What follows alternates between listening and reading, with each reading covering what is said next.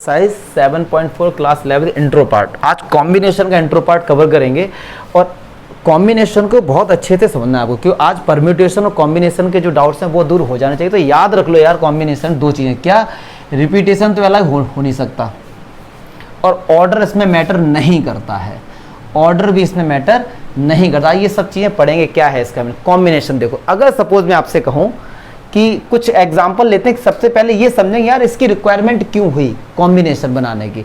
तो कई सारे ऐसे एग्जाम्पल है, सपोज मैंने आपसे यार ये कहा कि तीन टीम हैं, एक टीम है ए, बी और एक टीम है सी, ये तीन क्रिकेट टीम है, इनके आपस में हमको मैच कराने हैं। तो बताइए कितने तरीके से मैच हो सकते हैं। अब वो नहीं कह रहे हैं कि ये कॉम्बिनेशन का क्वेश्चन है या परम्यूटेशन का क्वेश्चन। तो अब आपको खुद एक चीज समझनी है कि लेकिन वो कंडीशन ये भी, हर टीम एक ही मैच खेलेगी दूसरी टीम से, एक ही मैच। तो एक टीम ए है तो ए ने बी के साथ एक मैच खेला, एक मैच बी ने सी के साथ खेला और एक मैच ए ने सी के साथ खेला। आप कहोगे सर अब आप ये कहो कि बी ने ए के साथ खेला, सी ने बी के साथ खेला और सी ने, यार ये एक ही तो बात कह रहे हो आप, प्रैक्टिकली समझो ना। ए का मैच बी के साथ हो गया या बी का मैच ए के साथ हो गया, बात तो एक ही है। तो क्या इसको कंसीडर करोगे? नहीं करोगे। क्यों? ऐसे केस में ए बी और बी ए को एक ही माना जाता है। ये ऐसा क्वेश्चन में बोला नहीं जाएगा कि आपको परम्यूटेशन फाइंड करना, कॉम्बिनेशन आपको खुद समझना ये चीज। क्लियर है? अच्छा, तो यहाँ पे ए बी बी ए अलग अलग नहीं माने, ऑर्डर मैटर नहीं करता, तो एक ही माना जाएगा। ए बी लिख दो या फिर बी ए लिख दो, बी सी लिख दो। क्यों? समझो ना, बी का सी के साथ मैच हुआ या सी का बी के साथ, बात तो एक ही है ना। ऐसे ही सी एक ही माना जाएगा। तो ऐसे आपसे बोला जाएगा A B and B A are same combination.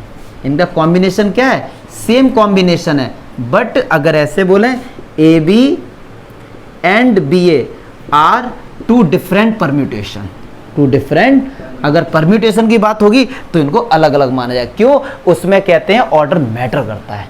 अब और एग्जांपल मैं देता हूं तो आप खुद बताएंगे। मैंने कहा भैया हमारे पास 7 प्लेयर्स हैं, बढ़िया अच्छे प्लेयर हैं, 7 प्लेयर हैं, मुझे उनमें से 3 प्लेयर सिलेक्ट करने। मान लो 7 प्लेयर हैं, A B C D E F G, 7 players हैं, 3 प्लेयर सिलेक्ट करने हैं मुझे। तो देखो एक बंदे ने कहा कि सर मैंने 3 प्लेयर सिलेक्ट कर लिए, एक ने कहा सर मैंने भी कर लिए, एक ने कहा सर मैंने भी कर लिए। क्या ये एक नहीं माने जाएंगे? आपने 3 प्लेयर का ग्रुप बनाया, ए बी, एक प्लेयर का नाम ए है, एक का नाम बी है, एक का नाम सी है, एक ने कहा सर मैंने भी सिलेक्ट किए हैं, सी भी है। यार ये एक ही तो माने जाएंगे, प्लेयर तो वही है, सिलेक्ट आगे पीछे आपने सिलेक्ट कर ली, क्या बात है उससे, प्लेयर तो एक ही माने जाएंगे ना वो। तो ये सब एक ही माने, मतलब ये कॉम्बिनेशन का क्वेश्चन है, ऑर्डर मैटर नहीं करता है इसमें। क्लियर है? अब और रियल लाइफ एग्जांपल लेते हैं इसके। जैसे मैंने ये कहा कि हैंडशेक वाला क्वेश्चन बहुत आता है कॉम्बिनेशन में। मैंने कहा 4 लोग हैं, ये आपस में हैंडशेक कर रहे हैं, बताइए कितनी बार हैंडशेक होगा। अब सुनो, अब हमसे आपको खुद पहचानना है कि ये क्वेश्चन कॉम्बिनेशन का है या परम्यूटेशन, खुद आप समझ जाएंगे। मैंने कहा 4 लोग हैं, A B C and D, ये आपस में हैंडशेक करेंगे एक बार। तो ए ने बी के साथ हैंडशेक किया या बी ने ए के साथ हैंडशेक किया, एक ही तो बात मानी जाएगी, इनको एक ही तो कंसीडर करोगे। तो ये क्वेश्चन किसका है? कॉम्बिनेशन का क्वेश्चन हो गया। बी ने सी के साथ हैंडशेक किया या सी ने बी के साथ, एक ही तो माना जाएगा। तो ऐसे जब क्वेश्चन आते हैं कि उनको आगे पीछे करके लिखो तो एक ही माने जाते हैं, तो हमेशा कॉम्बिनेशन के क्वेश्चन होते हैं वो। क्लियर है? अच्छा एक और एग्जांपल देते हैं। चलो इसका मैं ये सारे एग्जांपल इसलिए दे रहा हूं क्या फील करो कि कॉम्बिनेशन की रिक्वायरमेंट क्यों हुई। अब सुनो जरा, मैंने कहा ये सर्कल है, सर्कल में ये पॉइंट है ए बी सी, इन पॉइंट से मिलकर कितनी कॉर्ड्स बनेंगी। तो एक बच्चे ने कहा सर एक कॉर्ड होगी सी डी, एक ने कहा सर एक कॉर्ड होगी डी सी। यार एक ही की तो बात कर रहे हो आप। एक ने कहा सर एक कॉर्ड होगी बी डी या एक होगी डी बी, एक ही कॉर्ड की तो बात कर रहे हो। तो ऐसे जितने एग्जाम्पल दिए यहाँ पे ऑर्डर मैटर नहीं करता, ऑटोमेटिक आपको समझना पड़ेगा। क्यों? बहुत से बच्चे कंफ्यूज होते हैं जब वो मिसलेनियस एक्सरसाइज करते हैं, उनको बड़ा डाउट रहता है क्योंकि क्वेश्चन सेम है कि how many ways you can select it, how many ways you can arrange it, तो बच्चे बड़े कंफ्यूज हो जाते हैं। तो आपको कंफ्यूज नहीं ना, खुद से क्वेश्चन करो कि इसको एक माना जाएगा या डिफरेंट डिफरेंट। अगर डिफरेंट डिफरेंट माना जाएगा तो ठीक है, तो आप हमेशा ध्यान रखेंगे। अगर मैं बात करूं परम्यूटेशन की, तो इसमें क्या करते हैं, पहले चूज करते हैं या सिलेक्ट करते हैं, प्लस उसके अरेंजमेंट भी करते हैं आपस में। लेकिन कॉम्बिनेशन में केवल और केवल सिलेक्शन होता है, अरेंजमेंट नहीं होता है। अरेंजमेंट समझ रहे हैं कि पहले दो को सिलेक्ट किया मान लो इनमें से ए बी, फिर इनके अरेंजमेंट भी करते हैं, तो ये परम्यूटेशन में आता है। इसीलिए परम्यूटेशन ऑर्डर मैटर नहीं करता है। बात समझ आ रही है? तो ये सारे एग्जाम्पल के थ्रू आप समझ सकते हैं कि कॉम्बिनेशन का रियल लाइफ यूज़ क्या है, क्यों हम लोग पढ़ रहे हैं। क्लियर है? ये सारे इस टाइप के क्वेश्चन, जैसे अब आपसे कहा जाएगा हैंडशेक बताओ कितने होंगे, तो ये कॉम्बिनेशन का क्वेश्चन सॉल्व करना अभी हम लोग सीखेंगे। पहले ये आइडेंटिफाई करना सीखो यार कि ये क्वेश्चन कॉम्बिनेशन का है या परम्यूटेशन का। तो मुझे नहीं लगता इतना एग्जाम्पल इनफ है। अब देखिए, मैंने कहा कि मेरे पास 4 प्लेयर्स हैं, एक का नाम है ए, एक का नाम है बी, सी एंड डी। अब इन 4 प्लेयर से 2 प्लेयर लेकर हमको एक छोटी सी टीम बनानी है, और उस टीम में 2 ही प्लेयर होंगे। 2 प्लेयर की लेके मुझे एक टीम बनानी, तो देखो क्या क्या बनेगी, A B, B C, C D और ए डी, बी डी और ए सी। देखना जरा, और तो कुछ नहीं बनेगी। अब एक टीम अगर मैंने ए बी बना दी, अब एक बच्चा कहे सर एक टीम बी ए बनाओ, या बी ए कैसे, बात तो वही ना। देखो जैसे ओपनिंग करने रोहित शर्मा गए, शिखर धवन गए, एक ने कहा नहीं, ओपनिंग करने शिखर धवन गए, रोहित शर्मा, यार बात तो एक ही है, अंडरस्टूड है, ये तो कॉमन सेंस की बात है। क्लियर है? तो इसका मतलब 4 में से अगर 2 को हम एक साथ लेकर कॉम्बिनेशन बताते हैं तो कितने बनेंगे, 6। 1 2 3 4 5 6। क्लियर है? तो इसको हम लोग कैसे लिखेंगे, 4C2। सी आ गया मतलब कॉम्बिनेशन, मतलब 4 में से हमने 2 को एट ए टाइम सिलेक्ट करके कितने कॉम्बिनेशन बना दिए, कितने बना दिए, 6 बना दिए। अगर अब मैं आपसे ये कहता हूं कि ए बी सी डी में से 4 में से 2 को एक साथ सिलेक्ट एट रैंडम लेके कितने परम्यूटेशंस बन जाएंगे, कितने परम्यूटेशन, तो उसमें बी ए भी आएगा, सी बी भी आएगा, डी सी भी आएगा, डी ए भी आएगा, सी बी भी आएगा और सी ए भी आएगा। क्लियर है? तो टोटल परम्यूटेशन कितने बन जाएंगे, 12। 6 और 6 12। यस और नो? परम्यूटेशन, तो इसका मतलब 4P2 कितने आएंगे, 12 और 4C2 कितने आए, 6। क्लियर है? तो आपने क्या चीज, एक चीज नोट करी कि यहां पर कितना लिखा हुआ है, 2 का डिवाइड करो 12 में कितना आया, तो उतने ही कॉम्बिनेशन बनते हैं। तो फाइनली हम लोग क्या बोलते हैं कि 4P2 को हम लिख सकते हैं 4C2 इंटू फैक्टोरियल 2। देखिए अब इसे रटते हैं बहुत से बच्चे, क्यों रट रहे सुनो। अच्छा एक बात बताइए, परम्यूटेशन के आंसर हमेशा ज़्यादा आएंगे और कॉम्बिनेशन के आंसर हमेशा कम आएंगे, पक्की बात है। तो जब कॉम्बिनेशन में आंसर कम होंगे और परम्यूटेशन में ज़्यादा होंगे, अब कितना ज़्यादा होंगे, तो जितना यहाँ पे लिखा हुआ उतने ही फैक्टोरियल का मल्टीप्लाई करके उतने ही अरेंजमेंट बन जाते हैं ज़्यादा। सुनो यहाँ पे फैक्टोरियल 2 का मल्टीप्लाई क्यों किया हमने कॉम्बिनेशन में, कॉम्बिनेशन तो 6 आए, फिर इनके आपस में तो इंटरचेंज होंगे, तो 2 डिजिट को आपस में इंटरचेंज करके लिखने का फैक्टोरियल 2। 3 होता है तो फैक्टोरियल 3 से मल्टीप्लाई हो जाता है, आपस में अरेंजमेंट करते हैं। तो फाइनली हम बोल सकते हैं एनपीआर होता है एनसीआर इंटू फैक्टोरियल आर, ये फॉर्मूला होता है। क्लियर है? ठीक है। एनसीआर का एनपीआर का मीनिंग, ये परम्यूटेशन को इंडिकेट कर रहा है, ये कॉम्बिनेशन। एनसीआर का मीनिंग क्या होगा, टोटल तो एन होते हैं, उनमें एट ए टाइम कितने लेते हैं, आर। क्लियर है? एनसीआर को बहुत से लोग ऐसे भी लिख देते हैं, डिफरेंट बुक में ऐसे भी लिखा मिल जाएगा, एनसीआर ऐसे लिखो या फिर ऐसे लिखो, एक ही बात है। और हमेशा भाई ध्यान रख लेना कि यहाँ पर आर और एन इंटीजर होते हैं। अब लेकिन बड़ी समस्या, बच्चे कहेंगे सर इंटीजर तो माइनस में भी होते हैं, तो एक कंडीशन बता देते हैं कि एन जो होता है वो हमेशा 0 से बड़ा होता है, एन।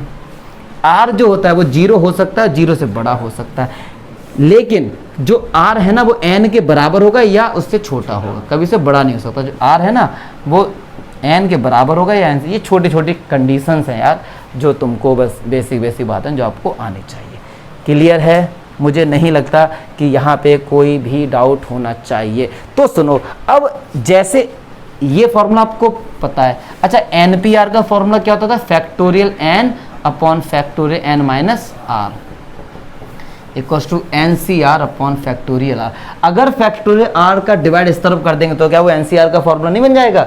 तो अब नया फॉर्मूला NCR का और आपको देखना है, factorial n upon factorial r n minus are factorial. ये हो गया NCR का फॉर्मूला, प्रूफ कर दिया हम लोगों ने NPR के फॉर्मूले से। तो ये हमारा NCR का फॉर्मूला हो गया। मुझे नहीं लगता इसमें कोई भी डाउट होना चाहिए। ये मेरे NCR का फॉर्मूला हो गया। अब सुनो, कुछ बातें हैं जो आपको याद रखनी है। NPN तो हमेशा आता था फैक्टोरियल n और NCN हमेशा आएगा 1। ठीक है, निकाल के देख लो इस वाले फॉर्मूले से। अभी आपको हम निकाल के दिखा देते हैं NCN का। क्या रहे? Factorial n upon factorial n और n माइनस n। ये तो 0 हो गया, इससे कैंसिल हो गया, 1 आ गया। याद रखना ही, ठीक है। NP0 और NC0 हमेशा 1 आता है। ठीक है, ये छोटी छोटी बातें हैं जो आपको, अब कुछ फॉर्मूले हैं, कुछ एक्स्ट्रा चीज़ें वो भी सॉल्व करेंगे इसमें। इसको लिख लो आप। यार बोल दिया दो यार, यहाँ पे ये ना BC नहीं होगा BD होगा, क्योंकि BC 2 बार नहीं आ गए।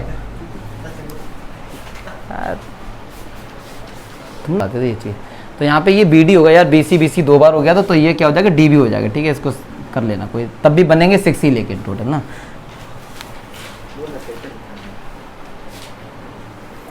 अब कुछ रूल्स वगैरह हैं वो देख लो जरा इसमें। देखो जरा, एक तो यही हो गया, इसका प्रूफ भी कर लेते। NCR बराबर होता है factorial n upon factorial r n minus are factorial. ठीक है, ये तो हो गया सिंपल। दूसरा देखिए, बड़ा इंटरेस्टिंग है, इनके प्रूफ भी बताएंगे। NCR को हम ये भी लिख सकते हैं NCN माइनस आर, आंसर एक ही आएगा। बताएंगे कैसे भी सब चीज़ें। और अगर NCA इक्वल्स टू NCB है, अगर ऐसा है तो ऐसा, अगर किसी ने कहा है ये चीज़ गिवन है तो याद रखना ऐसे कि या तो A बराबर B होगा या फिर N equals to A plus B होगा। सब बताएंगे एक एक करके इनकी चीज़ें। ठीक है, third NCR plus NCR minus 1 equals to N plus 1 CR। ये पास्कल रूल है, इसका भी प्रूफ करेंगे। ये पास्कल रूल होता है ये। तो ये 4 फॉर्मूले हैं फिलहाल जो अभी आपको याद रखने हैं। पहले तो याद रख लो, फिर प्रूफ एक एक करके बताते हैं। पहले वाले का तो मैंने बता दिया। ठीक, अब ये क्या कहते हैं? NCR और NCN माइनस आर हमेशा बराबर होंगे। देखते हैं क्या कहते हैं सेकंड वाले को। तो NCR का फॉर्मूला तो ये होता है। अब ये देखो, फॉर्मूला होता है NCR, इसको थोड़ी देर के R कंसीडर कर लो और लगा दो फॉर्मूला ये वाला, factorial n upon factorial r upon n minus r कितना है? तो ये अंदर जाएगा प्लस का r, तो ये कैंसिल हो गया। तो factorial n upon factorial r, देखो वही तो आ गया NCR। क्लियर है? NCR ही आ गया। अच्छा, अब ये क्या कह रहे हैं दूसरा वाला, अगर ये तो A बराबर B होगा, सही बात है। अगर A और B दोनों बराबर होगा तो ये आपस में, सपोज अगर मैंने कहा A 9 है और B भी 9, तो NC9 बराबर ही होंगे। या फिर N equals to A plus B कैसे होगा उसको देखो। जैसे ये देखिए NCA, क्या हम NCB को ये लिख सकते हैं NCN माइनस B, अभी बताया था NCN माइनस आर, तो इससे क्या लिख सकते हैं? NCB को NCN माइनस B, और ये दोनों बराबर भी हो सकते हैं, तो ये इधर आ जाएगा। ये समझ आया या फिर नहीं आया ये चीज़ कि NCR का आंसर निकालो या N में से R नीचे लगो तो भी आंसर एक ही आएगा। ठीक है, अब पास्कल रूल का प्रूफ देखते हैं। ये थोड़ा लेंदी जाएगा, इसको देखते हैं अच्छे से। LHS से RHS लेगा नहीं, फॉर्मूला ओपन करें, केवल और केवल कैलकुलेशन है। तो NCR का फॉर्मूला होता है factorial n upon factorial r n minus are factorial, plus इसका formula factorial n upon factorial r minus 1 factorial n minus are plus 1 factorial. ये LHS में हमने फॉर्मूला खोल दिया। चलिए अच्छा देखते हैं आगे। अब एक काम करो, अगर r फैक्टोरियल को क्या यार हम लोग ऐसे लिख सकते r into are minus 1 factorial लिख सकते ना। पूछो सर क्यों लिखा? क्योंकि r माइनस 1 यहाँ पे था इसलिए लिखा।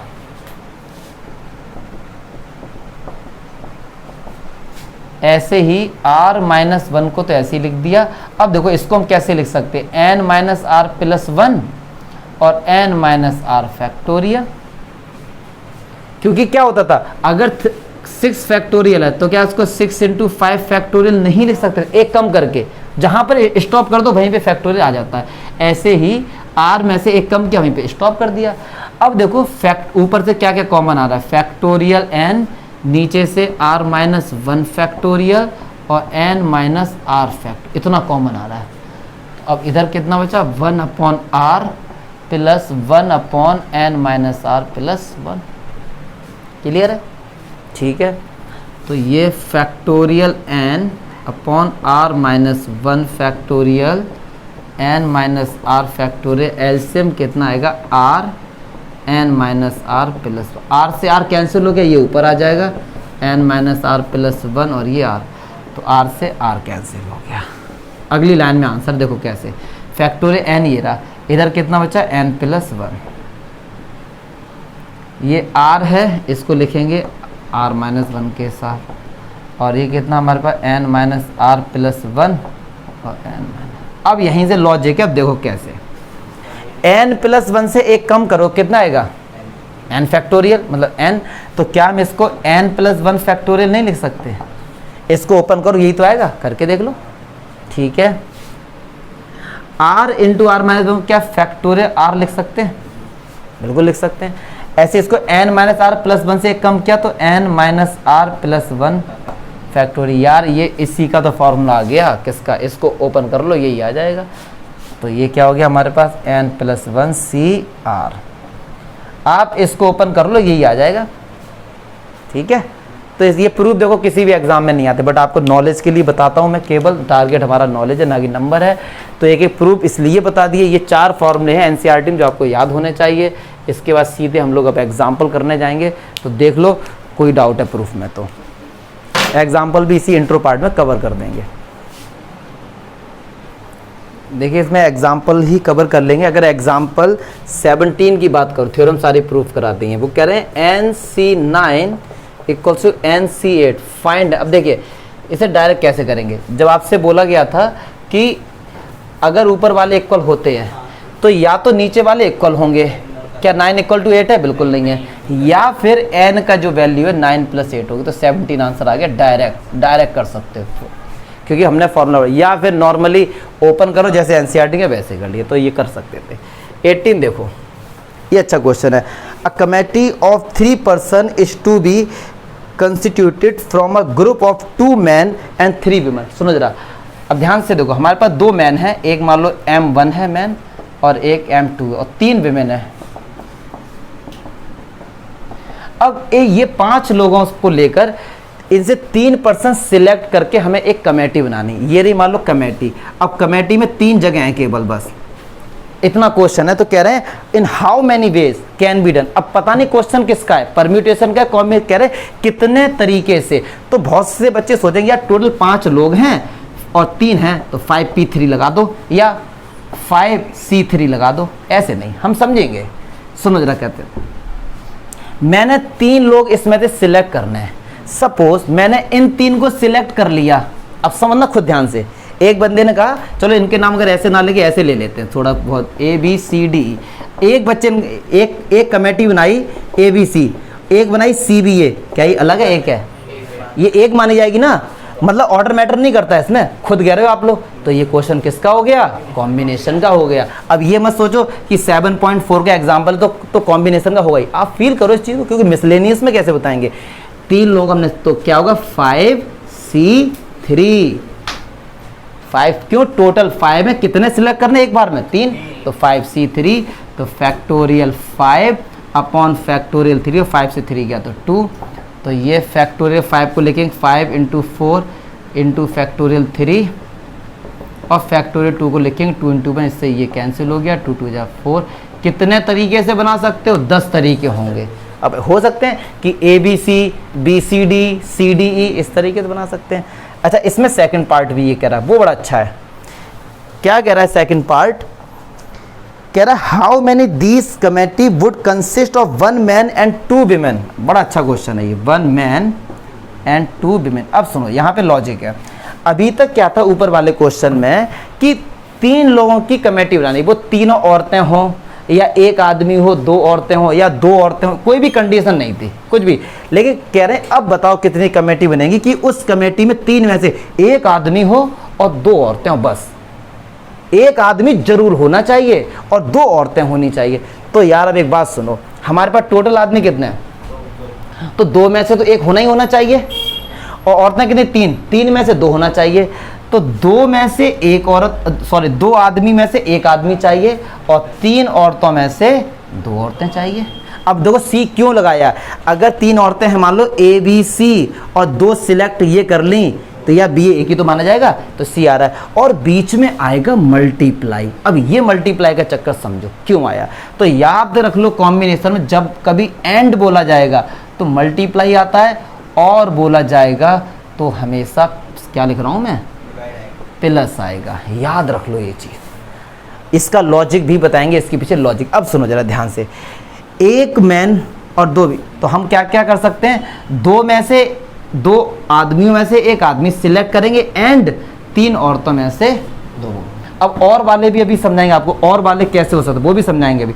तो 2C1 का आंसर 2 आएगा और 3C2 में डायरेक्ट लिखता हूँ, इसका 3 आएगा, तो आप लोग कर लें 6 तरीके से ऐसा। फिलहाल आप ये याद रखो क्योंकि अगला जो एग्जाम्पल है उसे बहुत अच्छे से समझ आएगा कि और में प्लस कैसे आता है, एंड में मल्टीप्लाई कैसे आता है।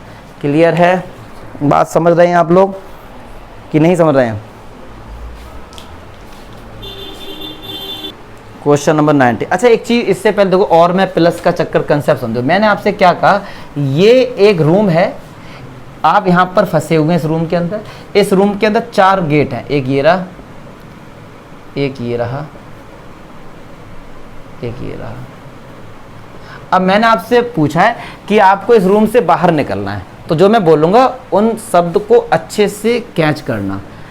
या तो वो इस वाले गेट से निकल सकता है क्योंकि उसको तो बाहर ही जाना है ना, या फिर वो इस वाले गेट से निकल सकता है या इस वाले से। और जब हिंदी में या बोलते तो इंग्लिश में और नहीं लिखते हैं, सुनो ना, या तो वो इस वाले गेट से निकल सकता है या इस वाले, मतलब इस वाले गेट का नाम 1 इस 1 1 1 मान लो नाम दे रहे हैं, तो 1 + 1 + 1 + 4 4 तरीके से निकल सकता है ना। क्योंकि मैंने और बोला तो आपने जितने भी पॉसिबिलिटीज थी उनको ऐड किया है, तो और में प्लस होता है। पक्की बात है ना? खुद बताओ ना, या आप खुद या तो इस गेट से, और या मतलब और, तो जब और आता है तो हमेशा प्लस, एंड में ऑटोमेटिक मल्टीप्लाई होगा। और वो हम लोगों ने मल्टीप्लिकेशन प्रिंसिपल पढ़ा भी है कि उसमें आपस में क्या होते थे, मल्टीप्लाई होते थे।